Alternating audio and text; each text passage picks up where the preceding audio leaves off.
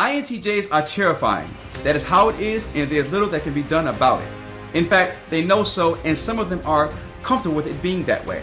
We'll talk about why they appear terrifying and intimidating. Also, we'll discover the nature of an INTJ's personality. The INTJ has various names such as mastermind, architect, and analyst. They make up less than 2% of the population, making up 3% of men and 1% of women. INTJ stands for Introverted, Intuitive, Thinker, and Judging. This is a system of classification according to Myers-Briggs personality types. In short, INTJs are ambitious, self-confident, analytical thinkers with good problem-solving abilities and an eagerness to improve systems, structures, and processes with innovative ideas. They love to spend a lot of time alone, preferring to enjoy their own company. When confronted with a problem, they see patterns and possibilities, helping them view the problem in a well-rounded manner. They do not care about other people's feelings or what others think about them.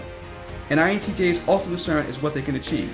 This notion can appear terrifying and intimidating because many people fear the cold and dispassionate persona of Star Trek's Mr. Spock over the syrupy style of Oprah Winfrey. Find out more about this shocking personality type. For more, start reading the new article, Why is an INTJ's Intelligence Seen as Terrifying, by clicking the link below.